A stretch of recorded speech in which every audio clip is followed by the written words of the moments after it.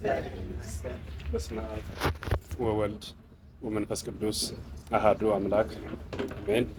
ቀዳማዊ ዘእንበለ ትማለም ማዕከላዊ ዘእንበለ ዮም ወዳህራዊ ዘእንበለ ጌሰም የተባለ ጌታ ለቀዳማዊነቱ የተነሳበት በዳህራዊነቱ የሚደርስበት የሌለው ፍጥረታትን ሁሉ በቸርነቱ በልዩ ልዩ መልክ የፈጠረውን ስነ ፍጥረት ሁሉንም በቸርነቱ የሚመግብ ወደማያልፈው ርስት የሚወስድ የሚያወርስ ከባቴ አበሳ አዶ አዶናይ ወልድ እግዚአብሔር ኢየሱስ ክርስቶስ ከባህሪ አባቱ ከአብ ከባህሪ ሕይወቱ ከመንፈስ ቅዱስ ከሌሎችም ቅዱሳን ጋር ሁሉ ስሙ ለዘላለም እየተመሰገነ ይሁን።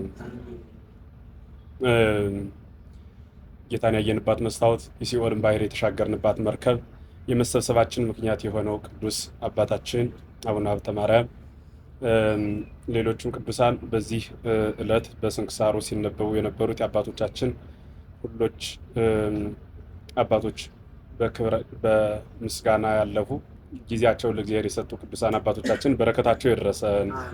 የተከበራችሁ እግዚአብሔር ቤተሰቦች አንድ አምላክ በሚሆን በአብ በወልድ በመንፈስ ቅዱስ ስም እንደምን ዋላችሁ? እንዴት ሰነበታችሁ? ይመስገን ብለን እንድናመሰግነው መመስገን የባህሪው የሆነ ጌታ በመመስገኛ ቦታው የሰበሰበን ስሙ ከምድር መሃል እስከ አርያም ጫፍ የተመሰገነ ይሁን።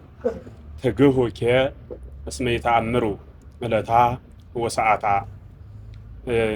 የማቴዎስ ወንጌል ምዕራፍ 25 ተራ ቁጥር 8 ላይ የሚገኝ ኃይለ ቃል አንስተን እንደ እግዚአብሔር ፈቃድ እንማማራለን።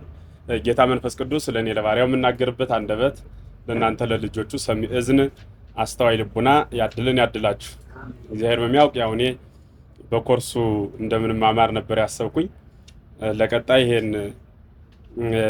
ይህንን ፕሮግራም የሚያዘጋጁ ልጆች ለመምህራን ቀድሞ ሀሳቡን መንገር እንዲህ አይነት ነገር ቢለመድ በጣም ድንቅ ነው ማለት ነው። ዝም ብሎ ድንገት ከሆነ ትምህርቱም ድንገት ይሆንና ጭብጥ የሌለው ይሆናል። በእርግጥ ከትርጓሚያችን አንዱ የተማረ ልጥቀስ ባለ ጊዜ ከብሉይ ከሐዲስ ይጠቅሳል፣ ያረሰ ልፈስ ባለ ጊዜ ከጤፉ ከዳጉሳው ያፍሳል ብለው ይናገራሉ ማለት ነው። የገዛ ልልበስ ባለ ጊዜ ከልብስ ሳጥኑ የሚፈልገውን አውጥቶ ይለብሳል ይላሉና የሌለው ምንንም አይቀይርም። እንደ እግዚአብሔር ፈቃድ ሆኖ ምን ጠቅሰው ያላሳጣን ስሙ ይክበር ይመስገን። ያው እንግዲህ ለአንዳንድ ጊዜ የሚሰጣቸው አሉ ማለት ለአንዳንድ ሰዎች ያው ቀድመው በዚህ ዙሪያ ተዘጋጁ ተብለው ይነገራቸዋል። እነሱ ያው እንደ ተማሪው ትሬኒንግ ሲያደርጉ ሰንብተው ነው የሚመጡት። ያው ድንቅ ነው፣ ከዝም ይሻላል እና እኛም እንደሱ እንዳንሆን ቀድመን ብናውቀው በጣም መልካም ነው። ሰዓቱን አታውቁምና በሉ እስኪ ሁላችሁ ተግታችሁ ጸልዩ። ይህን አማናዊ ቃል የተናገረው መድኃኒታችን ኢየሱስ ክርስቶስ ነው። በመዋዕለ ሥጋዌው ነው የተናገረው በማቴዎስ ወንጌል ነው። ማቴዎስ ማለት ቀራጭ ማለት ነው። አንድም ኖላዊ ማለት ነው፣ ጠባቂ ስለሆነ፣ አንድም ወንጌላዊ ነው። በወንጌላዊነቱ እናንተ ታውቁታላችሁ። ከአራቱ ምሳሌዎች መካከል ገጸ ሰብ ተብሎ የሚጠቀሰው እርሱ ነው። ወልደ አብርሃም ወልደ ዳዊት ብሎ የልደቱን ነገር አስፍቶ ስለጻፈ በሰው ይመሰላል። ቅዱስ ዮሐንስ በንስር፣ ቅዱስ ሉቃስ በላይም፣ ቅዱስ ማርቆስ ደግሞ በምንድን ነው የሚመሰለው? አቤት ንስረ አንበሳ ማለት ነው። እንዲህ ምሳሌ ያላቸው ናቸው ሐዋርያቱ። ሁለቱ ከሰባ አርድእት፣ ሁለቱ ደግሞ ከ12ቱ ሐዋርያት ያሉ ናቸው ማለት ነው። ሰባ አርድእት ብቻ ቢጽፉት ሐዋርያቱ ዝም ብለው ተከትለዋል እንጂ ወንጌሉን እንዲጽፉ እኮ ስልጣን አልሰጣቸውም ይሉ ነበር አይሁዳውያን ወይም መናፍቃን የምንላቸው። ሐዋርያት ብቻ ቢጽፉት ኑረው ደግሞ ሰባ አርድእት እኮ ዝም ብለው ይከተሉ ነበር እንጂ ቢወዳቸውማ ኑሮ ወንጌሉን ይጽፉት ነበር እንዳይባል ሁለቱን ማቴዎስንና ዮሐንስ ወንጌላዊን ከማን አደረጋቸው? ከ12ቱ ሐዋርያት አደረጋቸው። እንደገና ደግሞ ሉቃስና ማርቆስን ሁለቱን ደግሞ ከሰባ አርድእት አደረጋቸው። መድኃኔ ዓለም ክርስቶስ በምድር በተገለጸበት ጊዜ ወይም ስጋን ገንዘቡ አድርጎ በተመላለሰበት ዘመን ከመረጣቸው መካከል የመረጠ 12 ሐዋርያት፣ 36 ቅዱሳት አንስት፣ 72 አርድእት፣ አንዲት ድንግል በድምር 21 ቤተሰብ ነው የመረጠው። እመቤታችን ቆጥሮ 20ም የሚሉ አሉ፣ እሷን ሳይቆጥሩ 21ም የሚሉ አሉ ማለት ነው። ይሁንና ከዛ መካከል ከተመረጡት ሐዋርያት አንዱ አሁን ስገልጽላችሁ የነበረው ሐዋርያው ቅዱስ ማን ነው? ማቴዎስ ነው ማለት ነው። ማቴዎስ ግብር አስገባሪ ነበረ። ቀረጥ ቀራጭ ማለት ግብር የሚያስገብር ነበር። ግብር ሲያስገብር የጎደለውን መልቶ የመላውን አጉድሎ ሊሰራ ይችላል። የጎደለውን መልቶ ማለቴ ለምሳሌ 99 ብር ከሆነ የሚከፈል 100 ብር ነው ብሎ ተቀብሎ ለመንግስት የሚያስገባውን አስገብቶ በዛ መካከል ቀረጥ ለራሱ የሚወስድ ማለት ነው። ለራሱ የሚወስድ ቀራጭነት ሜዳ ላይ ተቀምጦ በቀራጭነት የሚተዳደር። እንደገና ደግሞ የሞላውን አጉድሎ ማለት ደግሞ ምን ማለት ነው? ከዚያኛው 100 ተቀብሎ አልተቀበልኩም ብሎ ደግሞ አጉሎ ለመንግስት የሚሰጥ። ይሄንን አሰራር መንግስት መስሪያ ቤት ያላችሁ ታውቁታላችሁ። ጫራታ የሚባል አለ አይደል? ጫራታ ባለፍ ላይ አንድ ሱቅ ላይ ቆመን የሆነ ዕቃ በጫራታ ገዛና ዞር ሲል ደግሞ ያን ዕቃ በግማሽ ብር አግኝቶታል ይመስለኛል። እና ተመልሶ መጥቶ ይሄን ያን ዕቃው ማለት ዕቃነቱን ሳይሆን ያገኘው ተመሳሳይ ሆኖ በዋጋ ግን የሚቀንስ ወይም የዛ ዕቃ ኮፒ የሆነውን ያገኘው እና የዕቃው ጥራት ሳይሆን ጫራታ ስለሆነ ወስዶ መንግስት መስሪያ ቤት ስለሆነ የሚያስገባው ምንድነው የፈለገው? እሱ በሚቀንስ ስላገኘው ብር የመልሱልኝ ይላል። አሁን ለምን በውድ ገዛ ተብሎ አያዝም። የፈለገው ግን እሱ በመካከል በዛና ዕቃና በዚህ ዕቃ መካከል ያለችዋን ብር ወደ ግል ካዝናው የቀራጭነት ማለት እሱ ነው። እሱን ያደርጉ ነበረ። በቀራጭነት ግብር የሚተዳደሩ ናቸው። እና ሐዋርያው ቅዱስ ማነው? ማቴዎስ በቀራጭነት ግብር የነበረ ነው። ጌታ ሐዋርያትን ከተለያየ ሙያ ነው የጠራቸው። ከቀራጭነት ኑሬ እንደምላችሁ የመጣ አለ። እንደገና ደግሞ ከምን የመጣ አለ? ደግሞ ከሐኪም ቤት የመጣ አለ። ማን ነው እርሱ? ቅዱስ ሉቃስ። ከሌላም ከእርሻ የመጣ አለ። መስተገብር ምድርን ከሚያርስ ማን ነው እሱ? ካራሾች ማን ነው? አቤት በርተሎሜዎስ ገበሬ ነው። ከግብርና ነው የመጣው። ናትናኤልን የሚላሉ አበው የበለስ ስራ ይቻላል ማለት በለስ እያጠጣ ነው ይላሉ። ገበሬ ነበረ። ያችን በለሷን እየተንከባከበ ብለው ይናገራሉ ማለት ነው። ከተለያየ ግብር ነው የመጡት። ከአሳ አጥማጅነት የመጣ አለ። እነ ቅዱስ ዮሐንስ እነ ቅዱስ ጴጥሮስ ከአሳ አጥማጅነት ነው የመጡት። ከተለያየ ግብር ነው የጠራቸው። ይሄንን ምን አይነት ምስጢር ነው? ምን አይነትስ ድንቅ ነው? ከተለያየ ዓለም ከተለያየ ግብር የጠራቸው እንዴት ነው የሚለውን አበው ሲያመሰጥሩ ከተለያየ የኃጢአት ግብር፣ ከተለያየ ሀገር፣ ከተለያየ ሃይማኖት፣ ከተለያየ ቋንቋ፣ ከተለያየ መልክ የመጣ ቢሆንም በአንዲት ቤተክርስቲያን ካመነ ሁሉም የመንግስተ ሰማያት ልጅ እንደሚሆን ለመግለጽ ነው ይላሉ። እያልኳችሁ ያለሁት ከየትም ብንመጣ በክርስቶስ ካመን የክርስቶስ ልጅ ነው የምንባለው። በየትኛውም ኃጢአት ብንኖር ንስሐ ገባን የማን ልጅ ነን ማለት ነው? የማን ልጅ ነን? የክርስቶስ ልጆች ነን ማለት ነው። የክርስቶስ ልጆች ነን እና ከተለያየ ቦታ የጠራቸው ከምንም ብትመጡ የክርስቶስ ልጅ ናችሁ ለማለት ነው። ባለፈ ቀደም ሲል ካስተማርሁት ወንጌል የምታስታውሱ ከሆነ ወደፊት ሲሄድ የኋላ እንረሳለሁ ያለ ቅዱስ ጳውሎስ ለምንድን ነው ያልኳችሁ? ለገድል ሲሆን ነው። ለገድል ማለት ምን ማለት ነው? ለምሳሌ በክርስቶስ መገፋት ከሆነ ወደፊት ስትሄዱ የኋላውን መርሳት ነው። ትናንት ስለሱ ተገፈው፣ ትናንት ስለ ስሙ ተጠለሁ ብሎ ማጉረምረምና የትናንቱን እያስታወሱ ዛሬ አልሰራም ማለት ተገቢ አይደለም። አይደለም ለገድል ሲሆን ወደ ኋላ ያለውን መርሳት፣ ለትምህርት ሲሆን ግን መርሳት አያስፈልግም። ስለዚህ ባለፈ ካስተማርኳችሁ ወንጌል ምን ይል ነበረ? ጠዋት የመጣ አለ 3 ሰዓት የመጣ አለ 6 ሰዓት የመጣ አለ 9 ሰዓት የመጣ 11 ሰዓት የመጣ ነገር ግን ማታ 12 ሰዓት ደመወዝ ሲከፍል ምን አደረገ? ለሁሉም እኩል ሰጣቸው። እንዴት ተሰጣቸዋለህ ብሎ አንዱ ምን አለ? አጉረመረመ ነው አይደል ያልኳችሁ? አጉረመረመ። ልክ እንደዛ ሁሉ ልብ በሉ፣ ልክ እንደዛ ሁሉ አንድ የሆነው የአንዲት ፍጽምት ሆና የምትወረሰዋ በ9 ሰዓትም በ6 ሰዓትም በ12 ሰዓትም ብንመጣ ዘግይተን መምጣታችንን ሳይሆን ክርስቶስ መድረሳችን ነው የሚያየው። አንዳንድ አለ አይደል ግለሰብ ጥሪ ጠርቶን እሱ በፈለገው ሰዓት ካልተገኘ ደስተኛ ይሆን። በመምጣታችን ሳይሆን የሚደሰተው በመዘግየታችን። ለምን ቀረህ ብሎ ይከፋዋል አይደል? ለምን ቀረህ ብሎ ይከፋዋል። በመዘግየታችን የምንከፋ ሳይሆን በመዘግየታችን የሚከፋ አምላክ ሳይሆን በመድረሳችን የሚደሰት አምላክ ስለሆነ እኩል ከቅዱሳኑ ጋር ምን ይለናል ማለት ነው? ዋጋችንን ይከፍለናል ማለት ነው። እና ከተለያየ ቦታ ጠራቸው ማለት ምን ማለት ነው? በተለያየ እድሜ ነው የተጠሩት። የቅዱስ ጴጥሮስ 55 ዓመት ሆኖ ብያቸዋለሁ። ቅዱስ ዮሐንስ 20 ዓመት ሆኖ ብያቸዋለሁ ወንጌላዊው። ሌሎቹም በተለያየ እድሜ ገደብ ነው የመጡት። በተለያየ እድሜ ገደብም ሆነን ወደ ክርስቶስ ብንመጣ እርሱ ግን ይቀበላል። ዛሬ ድረስ ክርስቶስ ቤት ሆኖ ክርስቶስ ቤት ያልመጣ ብዙ ሰው አለ። ቤቱ ላይ ሆኖ ከቤቱ የጠፋ ማለት ነው እያልሁ ያለው። ሃይማኖቱ ያለው ምግባሩ ግን የጠፋበት በጣም ብዙ ራሱን ስቃይ ውስጥ የከተተ ትውልድ አለ። ግን ክርስቶስ አሁን አርጅተሃልና ይበቃሃል ብሎ አይጥለንም። ድንቅ የሚላችሁ ዓለም በጣለን ሰዓት እርሱ ግን ይረከበናል። የቸርነቱ ጥግ እኮ በእውነት ተዘርዝሮ የሚያልቅ እኮ አይደለም። ቸር ነው። ዓለም ላይ እየደነስን የጨረስነውን ስጋ አጥንቱ ሲቀር ቤተክርስቲያን እናት የምትረከበን መጥተው ሲቆፍሯት እኔ ቤት አልነበረም አስወጡት አትልም። ሃይማኖቱ ነበረኝ ብሎ ማተብ እስካንጠለጠለ ድረስ ትረከበዋለች ማለት ነው። እና ጌታ ከተለያየ ዓለም በተለያየ ጊዜ ይጠራል። ሐዋርያቱን ሲጠራቸው የሆነ ሰፈር ላይ ብቻ አይደለም የመረጣቸው። አብዛኞቹ ገሊላውያን ቢሆኑም ግን ወደ ተለያየ ቦታ ነው የመረጣቸው። ሲልካቸው ገሊላውያን እንኳን ነን ብላችሁ የገሊላን ሕዝብ ብቻ አታስተምሩ፣ በዓለም እየሄዳችሁ ወንጌል ለዓለም ስበኩ ብሎ ነው የነገራቸው። ስበኩ ብሎ ነው የነገራቸው። እነ እርሱም ከዓለም ተመርጠው ዓለምን ግን ንቀው ስለ ክርስቶስ እያስተማሩ በፍቅሩ ተሰደው ለፍቅሩ የሞቱ ናቸው። ለፍቅሩ የሞቱ ናቸው።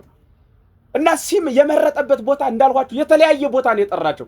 ዛሬም እግዚአብሔር እናንተና እኔን ያሰባሰበን ከተለያየ ቦታ ነው አይደል? ከተለያየ ቦታ እኮ ነው ያሰባሰበን ሁላችን።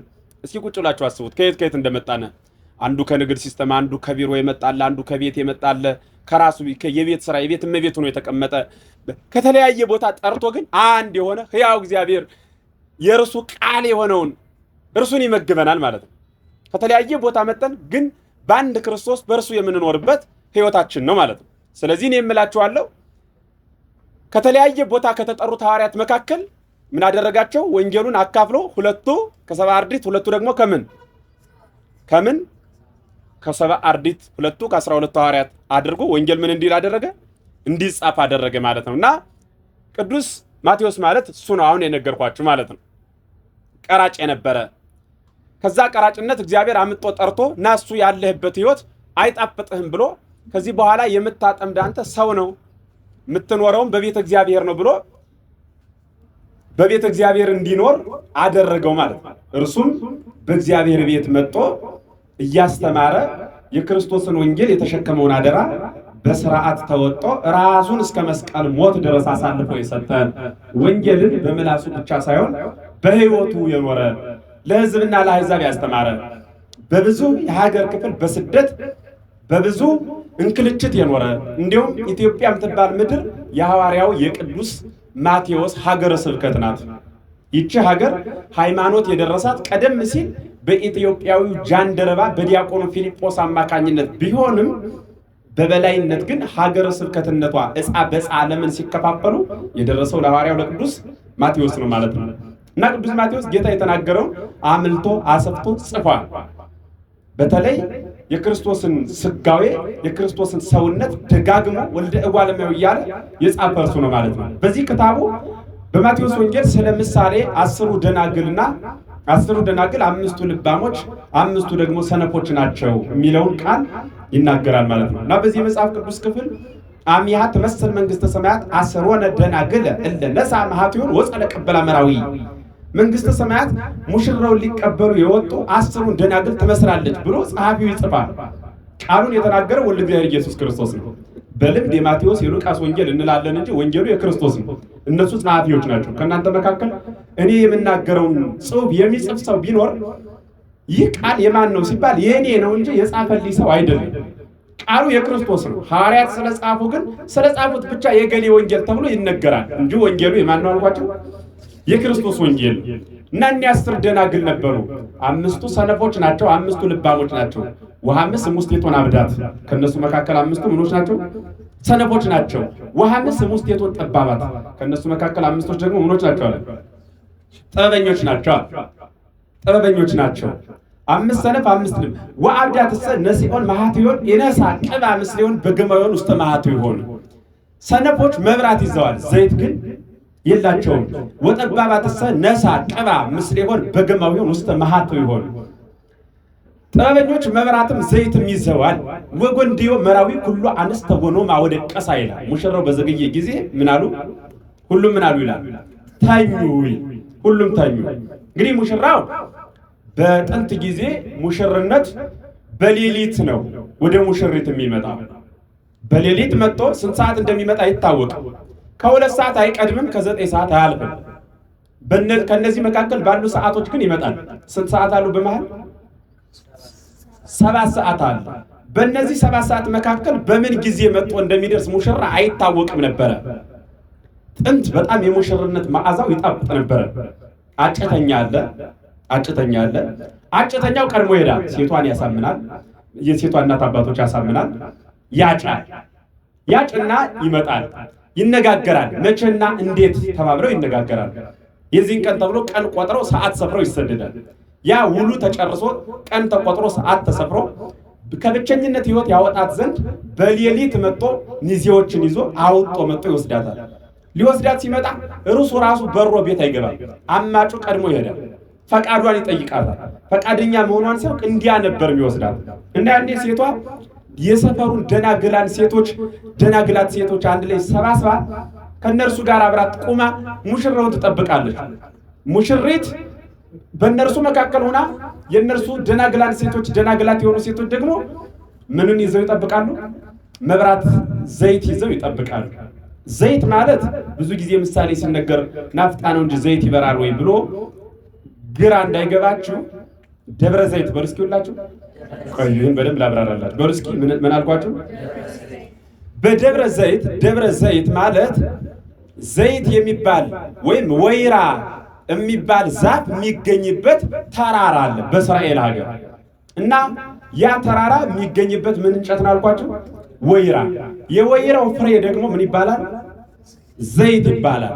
እና ያ የወይራው ፍሬ ሲጨመቅ ዘይት ይወጣዋል። የወይራ ዘይት ይባላል። ያ ዘይት እንጨቱ ተቆርቆሮ ልክ እንደዚህ ዘይቱን ያፈሱበታል።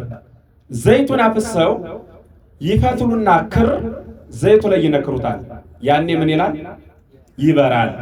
ዘይቱ እስኪያልቅ ድረስ ይበራል።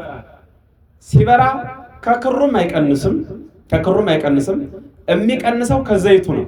ክሩ ትንሽ ነው የሚበላው። በአንድ ብቻ ቆሞ ግን እንዲሁ ያበራል። ልብ በሉ።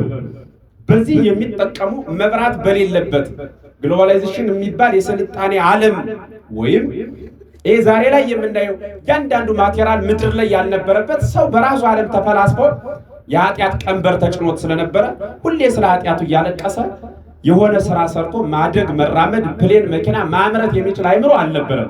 ዛሬ እኛ ክርስቶስ ያን ሸህም ካቀለለልን በኋላ ግን ሁሉን የምንሰራ ሆነናል። ምክንያቱም ሌላ ህሊና አለን፣ እግዚአብሔርን የምናስብበት ዓለም ላይ ደግሞ ሰርተን የምንለወጥበት ህሊና አለን። በአዳም ዘመን ግን ወአልቦቱ ካለ ህሊና ለአዳም ዘእንበለ በካይ ላይ ለኃጢአቱ ይላል መጽሐፈ ቀለሚጦስ። ስለ ኃጢአቱ እያሰበ ከማልቀስ ውጭ አዳምና ልጆቹ ሌላ ህሊና ምን የላቸውም ተብሎ ተጽፏል። ኃጢአታቸውን እያለቀሱ ገነትን ያህል ቦታ እግዚአብሔርን ያህል ጌታ ስላጡ ሲያዝኑ ይኖሩ ነበረ። ያ ሐዘን ያ ከባድ መሪር የሆነ እንባ የቆመበት የታገደበት ላይ ስንደርስኛ የተለያየ ባለሙያ ሆነን ብዙ ነገር መስራት ጀመር። በዛ ዘመን ግን የለም፣ ሙያው አንድ ነው። እርሱ አሁን በነገርኳችሁ ምንን ይጠቀማሉ? መብራትን ይጠቀማሉ፣ በዘይት ማለት ነው። አሁን በምሳሌ ይናገራል። ልብ በሉ። አሁን ክር ብቻ መብራት የተባለው ክሩ ነው። እሱ ብቻውን አይበራም። ዘይቱ ደግሞ ብቻውን አይበራም። ዘይቱ ከክሩ ጋር ተዋህዶ ነው የሚበራ። አምስቱ ልባሞች የሚባሉት የሚያበሩበት ክር ይዘዋል። ማለት ክሩ የሚበራውን ክር ይዘዋል፣ የሚያበሩበት ደግሞ ይዘዋል፣ ዘይት ይዘዋል ማለት ነው። ሁሉንም ይዘዋል። ልብ በሉ። ከቃሉ ጋር ናቸው ወይ? እግዚአብሔር ከሁላችን ጋር ይሁን። ልባሞቹ ያን ይዘዋል፣ ሰነፉ ግን ያ የላቸውም። መብራት ይዘዋል ማለት ክር ይዘዋል ግን የላቸውም። ወጎንዲዮ መራዊ ሁሉ አንስተ ሆኖ ማውደቀሳ ሙሽራው ሲዘገይ ተኙ። ሙሽራ ሲዘገይ ይተኛል። ተኙ ናሁ መጻ ውስጥ ተቀበላው ለመራዊ እነሆ ሙሽራው መጥቷል። ወይም ናሁ መጻ ውስጥ ተቀበላው ለመራዊ ሙሽራውን ለመቀበል ወአኮነ ጩኸት ሆነ፣ ድብልቅልቅ ሆነ። ጥሩምባ ይነፋል ሙሽራው ሲመጣ። ጌታ ነው በምሳሌ ነው እየነገራችሁ ያለ። አሁን እኔም የምነግራችሁ ምሳሌ ነው። ቃሉ ጋር ናችሁ። እግዚአብሔር ከሁላችን ጋር ይሁን። እኔም ምሳሌ ነው እየነገርኳችሁ ያለው። ምስጢር አለው። ከዛ ጌታችን መድኃኒታችን ኢየሱስ ክርስቶስ እሱ የማን ምሳሌ ነው? የሙሽራው አድርጎ የሚተረጉምላቸው ነው። ከመተርጎሙ በፊት ግን እንዲህ እያለ እየነገራቸው ነው ያለ። ከዚያ በኋላ ሙሽራው ሲዘገይ ሁሉም ተኙ ይላል። ደናግላን እስካሁን ቆዩ ተብሎ መቼም ዛሬ ጠብቁ ቢባል አትጠብቁም። ደግነቱ በእናንተ ዘመን 6 ሰዓት ነው የሚመጣ መሰለኝ። 6 ሰዓት ይመጣል፣ 7 ሰዓት ይመለሳል አይደል? እንደዛ ነው በዚህ ዘመን። ያኔ ግን እንደዛ የሚባል አልነበረም። ስርዓቱ እንዲያ ነው የነበረ። ይህ ከቤተ ክርስቲያን አንጻር ምስጢር አለው፣ በጣም ይተረጎማል። አጭተኛው የቅዱስ ገብርኤል ምሳሌ ነው። ሙሽሪት የተባለች እመቤታችን ቅድስት ድንግል ማርያም ናት። ሙሽራው የተባለ ወልደ እግዚአብሔር ኢየሱስ ክርስቶስ ነው። ያ መጥቶ በጨለማ እንደመጣ መጥቶ በጨለማ ውስጥ መጥቶ አማጩ መጥቶ እንደሚያናግራት ሁሉ በጨለማ ውስጥ ዓለም በነበረበት አጭተኛው ቅዱስ ገብርኤል ወደ እመቤታችን መጥቶ ከደናግላት ሁሉ መርጦ እንዳበሰራት እንዲሁ ነው የሚተረጎም። እንዳበሰራት ሁሉ ይህም መጥቶ ከብቸኝነት የሚያወጣት ነውና መጥቶ ለሙሽሪት ይነግራታል። በዛ ምስጢር ነው የሚተረጎመው። ያና የአብሮ ማውራታቸው የማይገናኙ መላእክትና የሰው ልጅ በፍቅር መገናኘታቸው የሚተረጎም። የማይታወቅ የወንድ ዘር የማትታወቅ የሴት ዘር ማለት ባዕድ አካል የሆኑት ማይተዋወቁ በሁለቱ ግን እነርሱ ተዋውቀው ተቀምጠው ያወራሉ አንድ ዳስ። እኛም ተገናኝተን የማናውቀው ቅዱሳን መላእክትና እኛ ለመዓት እንጂ ለምሕረት የማይላኩት ቅዱሳን መላእክትና የሰው ልጅ ሁለታችን በቤተልሔም ተገናኝተን ምን አለ በጋራ ምን አለ ስብሐት ለእግዚአብሔር በሰማያት ወሰላም በምድር ስምረቱ ለሰብእ ብለን በጋራ አመሰገን ማለት ነው።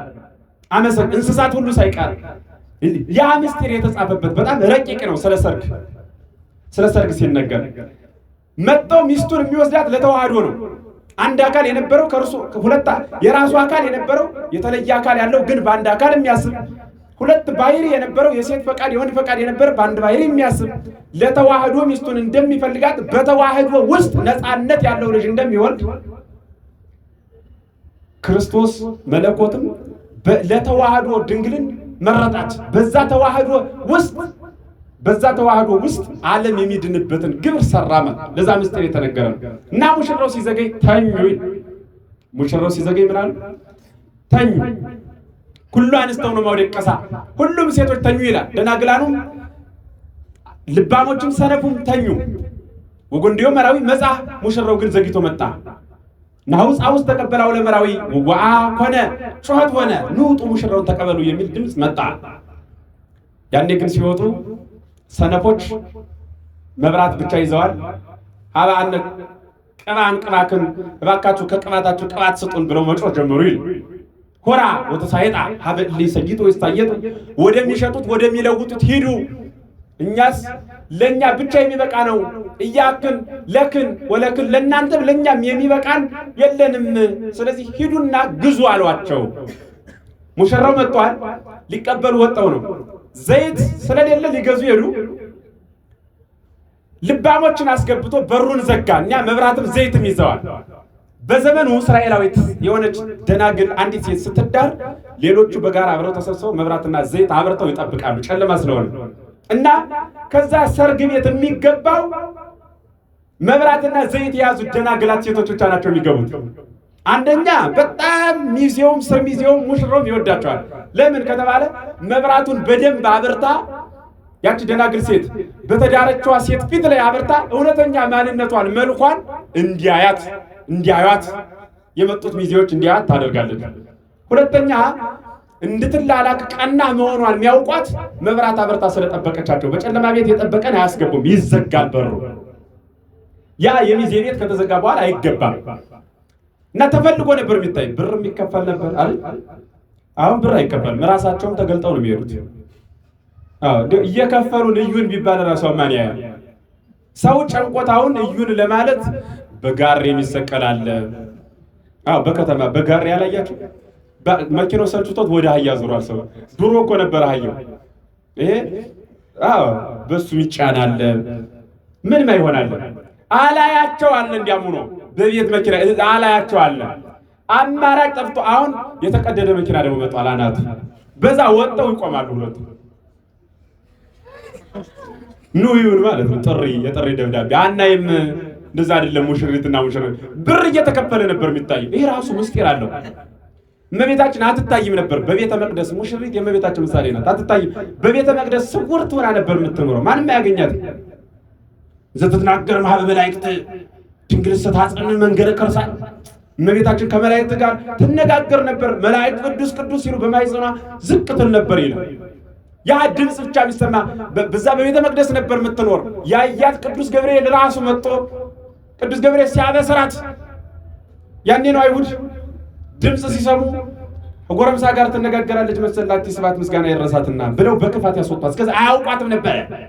የማያውቃትን ሙሽራ ለማየት በጨለማ ይመጣል። ዛሬ ምን ማይተዋወቃል?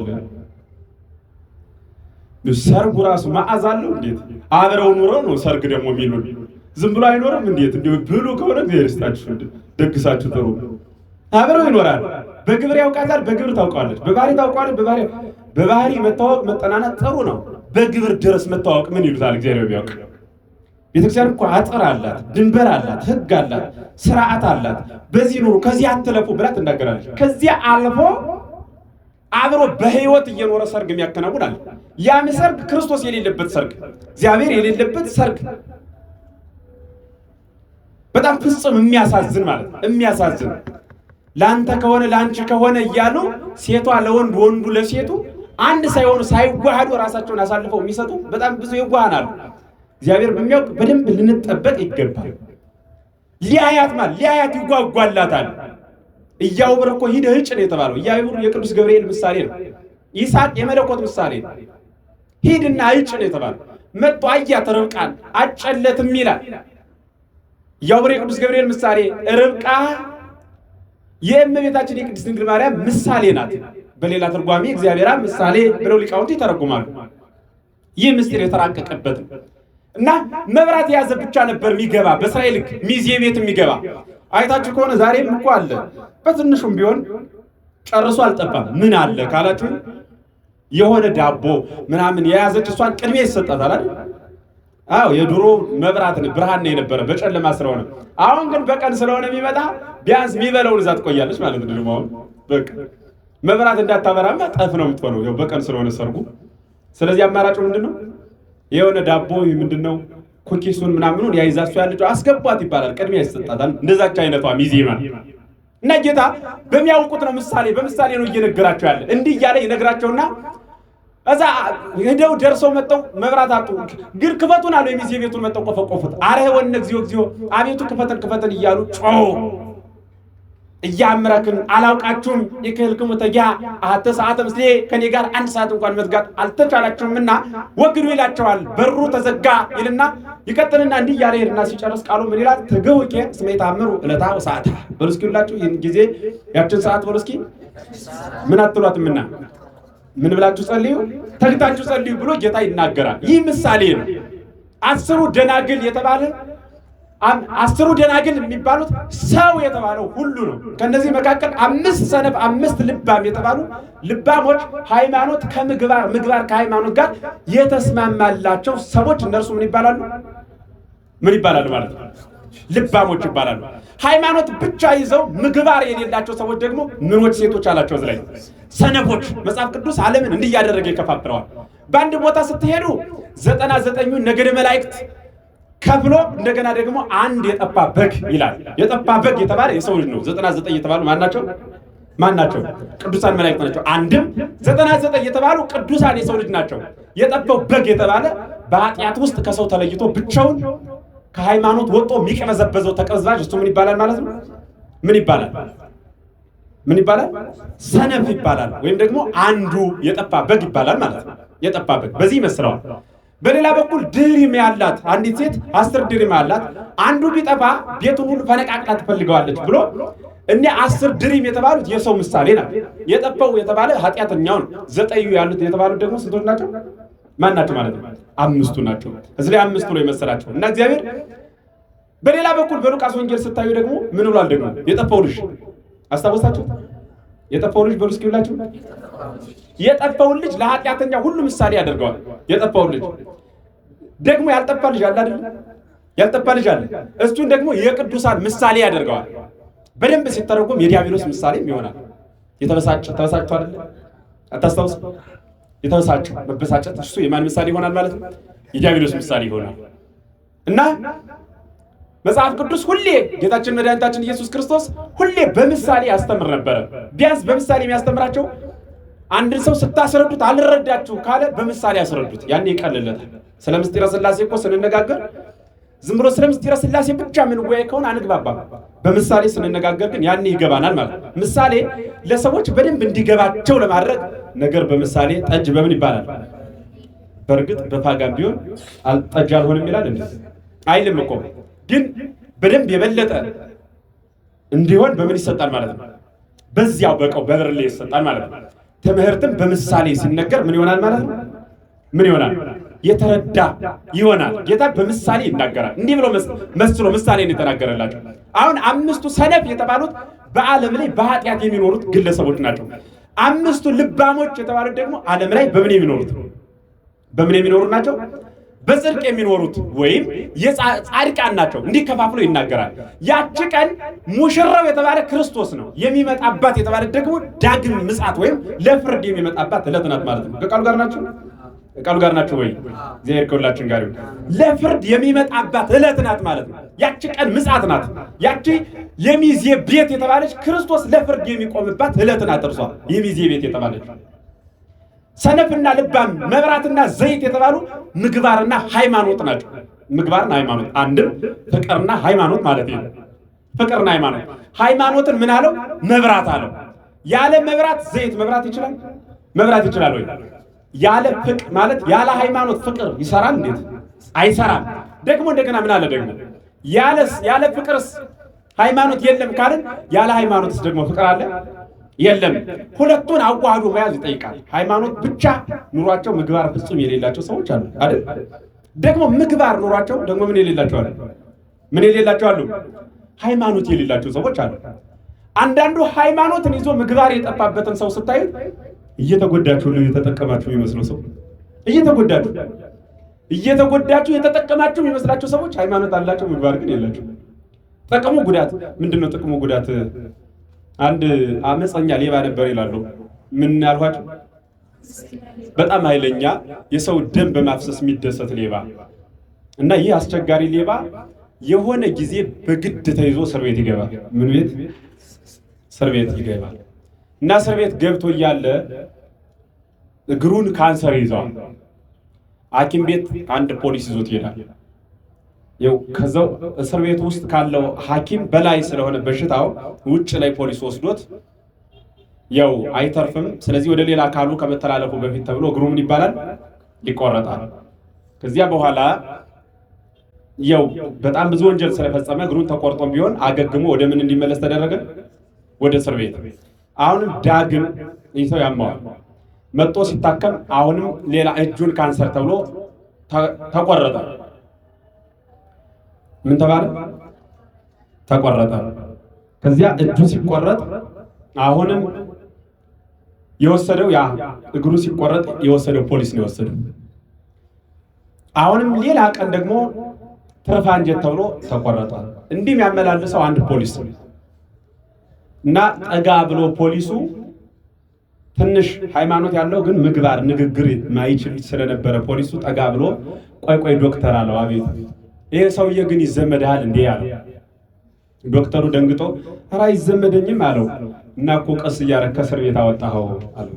ያው አካሉን እየቆረጠ ሲያወጣው እየተጠቀመ መስሎት ማለት ነው። ማለት ይህ ሰውዬ የወጡት አካል አንድ ላይ ተሰካክተው እንቅስቃሴ ጀመረ መስሎታል። ግን ወደ መቃብር ነው እነዛ እየተጓዙት ያሉት ማለት ነው። ስትጎዱ የተጠቀማችሁ የሚመስላቸው ሰዎች በጣም ብዙ ሰዎች አሉ። አንድ ሰው ሃይማኖቱን ክዶ ቤት ፎቅ ቢሰራ ምን ቢል አንዳንዱ ሰው ይደነቅበታል። አሁን ያለ ክርስቶስ የተደረደረ ህንፃ ሀብት ነው ወይ ማለት እግዚአብሔርን አጠን የደረሰን ነገር የደረሰብን ያገኘነው ነገር የሚያስደንቅ የሚያስመሰግን ነው ወይ ሲባል መልሱ አይደል። ተጎርተን እንኳን ማለት እያሉ ያለው ሃይማኖት ያላቸው ግን ምግባር የሌላቸው ሰዎች የሰው ልብ የሚያቆስል ሐሳብ የሚናገሩት ነው የምገልጽላችሁ። ሃይማኖት ያለ ምግባር እንዲሁም የሐዋርያው ቅዱስ ያዕቆብ መልእክት ምዕራፍ 2 ላይ ሃይማኖት ያለ ምግባር መዋቲ ነው፣ ምግባርም ያለ ሃይማኖት እንዲሁ ነው ይላል። እያላችሁ ያላችሁ ያለ ክርስቶስ የሚደረግ መልካምነት ከንቱ ነው። ያለ መልካምነት የሚመለክ ክርስቶስም ለሚያደርገው ሰው ከንቱ ነው። ክርስቶስ አይደለም መስለኝ ደግሞ ከንቱ ቢሆን ብሎ ይናገራል። እና ሃይማኖት እና ምግባር እንደ ክርና እንደምን እንደ ዘይት ሊሆኑ ይገባል ብሎ ይናገራል። እንዲህ እያለ ይናገራል። እና ዘገየ ላይ አሁን ትንሽ ሐሳብ መስጠት እንፈልገው። ሙሽራው ዘገየ በሉ እስኪ ሁላችሁ ሙሽራው የተባለ ክርስቶስ ነው እያለው ያቺ የሚመጣባት ዕለት ደግሞ የሰርግ ቤት የተባለች የፍርድ ቤት ናት። እርሷ ምጽአት ናት። እና የሙሽራው መዘግየት ብዙ ሰው አስተኝቶታል። እግዚአብሔር ቢያውቅ ክርስቶስ ይመጣል የሚል ድምጽ የተነገረ የዛሬ 2000 ዓመት ወይም እመጣለሁ ብሎ የነገረን ሲያርግ ነው። ያረገው 2000 ዓመት መላው። እመጣለሁ ያለው ግን በጣም ዘገየ። በመዘግየቱ ክርስቶስ ማይመጣ መስሎት እንቅልፉን የተኘ በጣም ብዙ ሰው ነው። በእውነት ግን ክርስቶስ ቢዘገይም ከኛ ፍጥነት በላይ ስለሚፈጥን ምን ይላል ክርስቶስ? ምን ይላል? ይመጣል። በእውነት ግን ክርስቶስ ሲመጣ ጥሩ የህይወት ታሪክ አለን ወይ? እስካሁን እስካላችሁበት ህይወታችሁን ስታስቡት ክርስቶስ ፊት የሚነበብ የህይወት ታሪክ ቅዱስ ዮሐንስ በራእዩ ያኔ የህይወት መጽሐፍ ይነበባል ይላል። የእያንዳንዳችን የህይወት መጽሐፍ ይነበባል። አረ ሰርዘው ብለን እንደ ድር ዳኛ አስተያየት ማንሰጥበት ትክክል አይደለም እገሌ ነው የጻፈው ብለን እንዳናማኝበት ጽሁፉ ምድራውያን አይደሉም የጻፉት፣ ሰማያውያን መላእክትም አይደለም የጻፉት። የጻፈው ባለቤቱ ራሱ ነው የጻፈው። ምስክር የማይፈልግ እገሌን ጠይቀው እነገሌ እንዲህ ብለው ነው እንጂ ማንልበት ማለት ማብራሪያ ማንሰጥበት አማናዊ ፍርድ የሚሰጥበት ነው። በእውነት ግን ያ ድምፅ ሲሰጥ እግዚአብሔር ፊት የሚነበብ የህይወት ታሪክ አለን ወይ? አለን? እስኪ ዝም ብላችሁ አስቡት። ሲንዲው ህይወታችሁ ስትፈትሹት ዛሬ ትልቁ ዘንድ መዘግየት የሚለው ቅዱሳኑ እና አቡነ ሀብተ ማርያም ግን ርዕስ አድርጌ ያነሳውበት የክርስቶስ መዘግየት ፍሬ እንዳያፈሩ አልገደባቸውም። አየራትን ሙፃ ነፋሳትን እንዲራመዱ ነው ያገዛቸው። እንዲራመዱ ቅዱሳኑ የቅዱሳኑ የህይወት ታሪክ እኮ የኛ ሞጅል እኮ ነው፣ መምሪያ ነው። እንደነርሱ እንድንኖር ታሪካቸው ከመጀመሪያ እስከ መጨረሻው የተጻፈ እንዴት እንደምንኖር እኮ ነው። እንዴት እንደምንኖር የክርስቶስ ቃል የክርስቶስ ምስጢር በአደባባይ የተገለጸው የወጣው እንዴት እንደሆነ እኮ አይደለም ቅዱሳኑ ህይወት የሚያስረዳል። የነሱ ህይወት እንዴት ወደ ክርስቶስ እንዳደጉ ነው። የእርሱ ምሕረት የነርሱ ደግሞ ኃጢአታቸው ምሕረቱን ሳይቃወመው በጽድቅ ተመልሰው ሰማይ እንደደረሱ ስለ ቅዱሳኑ ይነግረናል። እኒህ ቅዱሳን በዚህ ያለፉት ክርስቶስ ፊት የሚነበብ ታሪክ አላቸው። የእያንዳንዱ ቅዱስ የኛ ግን ህይወታችን ላይ በእውነት ይሄ ስንክሳር ሁሌ ተሰሙታላችሁ። የቅዱሳኑ በረከት የደረሰ በሉ እስኪ ምን አላችሁ? የእነዚህ ቅዱሳን ቃል ምስጢር ሁሌ ይነገራል። ስታስቡት ስታነቡት ግን ሁሌ እንዲሁ በረከታቸው ደረሰን እያሉ መሄድ ብቻ ነው። ከበረከታቸው መሳተፍን አስባችሁ ታውቃላችሁ? እነ እርሱ ቢያንስ እንኳን ብንችል እነርሱ የምንመስልበት አሊያም የእነርሱን ጎዳና በትንሽም ቢሆን መሞከር አለብን ብላችሁ አስባችሁ ታውቃላችሁ? ታስባላችሁ? በህይወቱ ካልኖርንበት ሰዓቱን አታውቁምና ተግታችሁ ጠብቁ። አሁን ዛሬ ስንተኛ ዓመቱ ነው? በሉ እንጂ ስንተኛ ዓመቱ ነው? 9ኛ ዓመቱ ነው አይደል? በሉ እንጂ ስንተኛ ዓመቱ ነው? 9ኛ ዓመቱ። አሁን በ9 ዓመት ሙሉ ለውጥ የዘገየ ብሎ ራሱ የሚወቅስ ሰው የለም። ያላችሁት 9 ዓመት የምትመላለሱት ሰዎች 9 ዓመት ሙሉ በገናዋ ጋር አብሬ ተመላልሻለሁ፣ ግን ምንም ለውጥ የለኝም። ምን እሰራለሁ? ክርስቶስም አልመጣም። የክርስቶስ መምጣት ማለት ለፍርድ መምጣቱ ሳይሆን ወደ እኔ መጥቶ ይህን አጥፍተሃል ብሎ አልገሰጸኝም፣ በአንድም በሌላም ሰው ምክንያት ህይወቴን አላስተካከለም ብለን ከትዕግስት ውጭ አልሆነም። ቢያንስ በዓለም ስንኖር 3 ነገሮችን ልንታገስ እንደሚገባ የዛሬ ይህ የ9 ዓመት በዓሉ ያስረዳናል። አንደኛው እግዚአብሔርን መታገስ እንዳለብን። እግዚአብሔር ጊዜ አለው። የሆነ ቀን መፍትሄ ይሰጣል። የሆነ ጥያቄ ጠይቀን በጠየቅነው ቅጽበት መልስ እንዲመጣ መፍትሄ እንዲመጣ ይህም ብየው ነበር አይደል ብለን የሚያዘንን አምላክ ልናዝ የሚቃጣን ሰዎች አሉ። የሚያዘንን አምላክ ልናዝ። ሁለተኛ ፈቃዳትን መታገስ ይጠይቃል። ፈቃዳትን መታገስ ማለት ለኃጢአት የሚያነሳሱትን ፈቃዳት አይቻልም ብሎ እነሱ መታገስ፣ ማቀብ፣ መቆርቆምን ይጠይቃል። ሶስተኛው በህይወታችን ውስጥ በሩቅም በቅርብም ያሉ ሰዎችን መታገስን ይጠይቃል።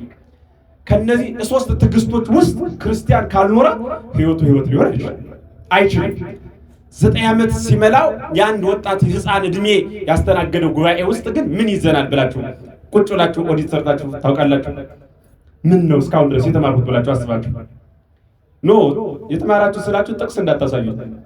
እንትን ኮርስ ወስደን እንትን መምህር ገሌ መጣው አስተውቀስ አይደለም።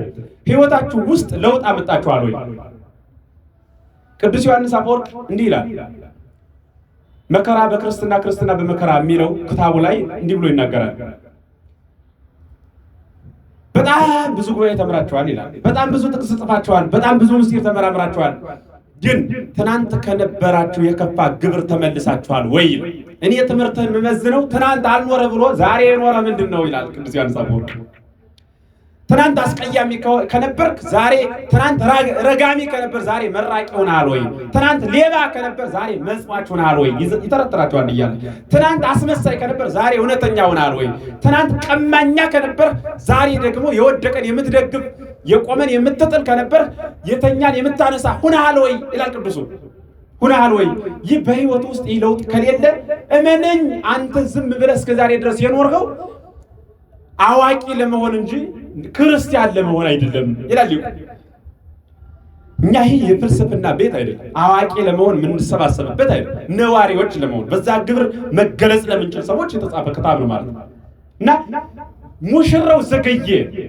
ክርስቶስ በብዙ ነገር ዘግይቶብን ሊሆን ይችላል፣ ግን እኛ ቀድመናል። ንስሐ በመግባት ቀድመን ንስሐ ገብተን ከኃጢአታችን ተላቀን ባለቤቱ መስለናል ወይ? መስለናል። መዘግየታችን በእውነት እኛ ነን የዘገየ ነው እርሱ ነው የዘገየው? አስባችሁ ታውቃላችሁ? መኪናው ነው የዘገየው ወይስ እኛ ነን ከቤት ያልወጣ ነው?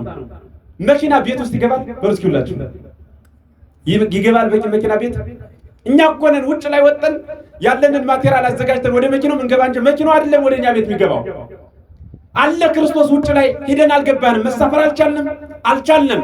አንዴ ጫማችን ስንለብስ፣ አንዴ ልብሳችን ስንቀይር፣ አንዴ መልካችን ወጥ ስንጠብቅ፣ እኛ ጋር ስንጫወት ሾፌሩ ነርቶት ከሄደ ግን ያን ሁሉ ሀገር በእግር የማይዘለቅ ስለሆነ መንግስተ ሰማያት እንቀራለን። መንገድ ላይ ከቀረን ይመሽብናል፣ ከመሸብን ሰይጣን ይይዘናል፣ የርሱ ባሪያ ሆነን እንቀራለን ማለት። ከክርስቶስ ጋር ለመሄድ የክርስቶስ መኪና ሳይሄድ መሳፈር ይጠይቃል። በእውነት ዘግይቶ ነው ዘግይተን ነው? ጠይቁ እስቲ ቁጭ ብላችሁ ራሳችሁ። ዘግይተን ነው ዘግይቶ ነው? የዘገየው ማን ነው?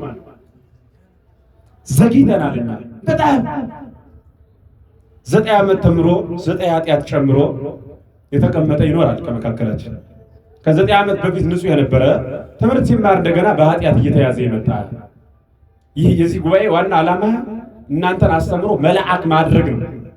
ግብራችሁ ምድራውያን ሰው ስትሆኑ በግብ ሰማያዊ መልአክ የሚሰሩት በእነርሱ ህይወት የምትኖሩ ማድረግ ነው። ሰዓቱን ስለማታውቁ ተግታችሁ ጸልዩ።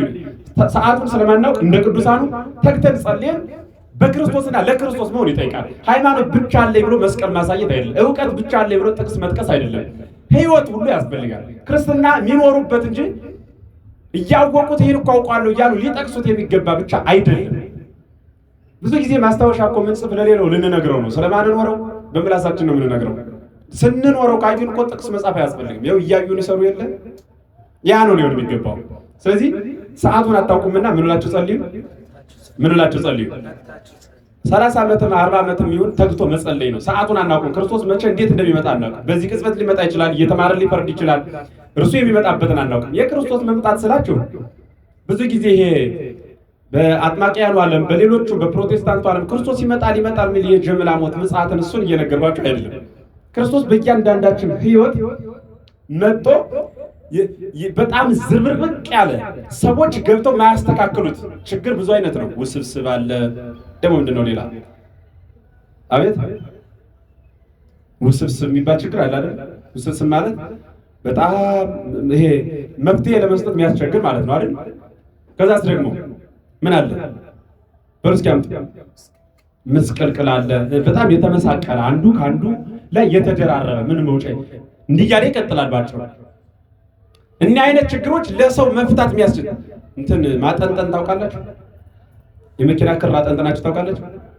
ያ የተጠነጠነ ክር ውሉ ጠፍቶ በጣም ውሉ ጠፍቶ አሁንም በጣም ውሉ ጠፍቶ አጋጥሟችሁ ያውቃል? መጨረሻ ወይ መጣል ወይ መበጠስ ነው የሚባል አለ አይደል? በጣም ዝንቅንቅ ያለ ማለት ነው።